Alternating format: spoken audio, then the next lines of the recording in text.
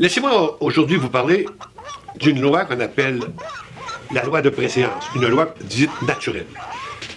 En gros, la loi de préséance, c'est que c'est un naturaliste qui un jour a observé un poulailler et qu'il a réalisé que dans un poulailler, il y avait des poulets qui étaient beaux, gros et gras, puis il y en avait des petits maigres puis des plumés qui avaient l'air d'en arracher.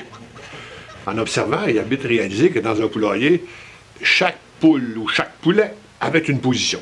Par exemple, dans un poulailler de 30 poulets, il y avait le poulet numéro 1 et le poulet numéro 30. Le poulet numéro 30, c'est le loser. C'est celui qui n'a pas réussi à se classer.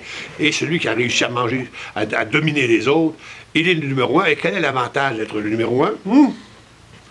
Il est le premier à bouffer. Il est le premier à manger. Et c'est pas, ça a son importance dans un poulailler. On le voit aujourd'hui. Il est beau, il est gros, il est joufflu. Cela ne vous rappelle pas quelque chose? Alors, le naturaliste qui avait fait cette expérience était un petit peu cruel. Alors, il a décidé de prendre le numéro 30, le loser de la gang, du poulailler, et de le mettre dans un nouveau poulailler. Et on sait que quand un nouveau arrive dans un poulailler, il faut redistribuer les cartes. Alors, la bagarre recommence, la chicane recommence, l'exercice du pouvoir, c'est moi, c'est toi, c'est moi, c'est toi. Et finalement, le numéro 30 du poulailler numéro 1, c'est ce que c'est que d'être numéro 30, puis il veut vraiment plus être numéro 30. Il va avoir une promotion sociale, ce poulet-là. Bon, ça arrive, ça. Bon. Alors, finalement, il se bat, il est agressif, et il réussit à devenir numéro 20 dans un poulailler de 30. C'est quand même pas mal, promotion sociale. Cela ne vous rappelle pas quelque chose, non? Alors, ça va bien, tout va bien, mais le naturaliste qui fait l'expérience est un peu un homme cruel.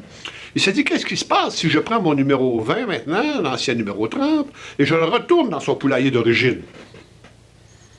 Eh bien là, attendez, je vais vous le dire.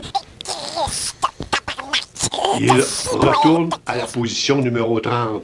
Parce que quand il revient dans son poulailler, les gens le reconnaissent et disent, toi, tu n'es pas un numéro 29, tu n'es pas un numéro 20, tu es un numéro 30 et tu vas rester 30 dans notre poulailler. C'est sûr que le poulet a fait une dépression à ce moment-là. Cela ne vous rappelle pas quelque chose? Hein? En d'autres mots, qu'est-ce qu'on comprend de tout ça? Et quelle est la leçon à tirer? On pourrait dire, attention, mesdames, messieurs, la loi de préséance est une loi naturelle, et c'est une loi qui s'applique aux animaux, et l'homme est un animal comme les autres. Quelle est votre position dans le poulailler social?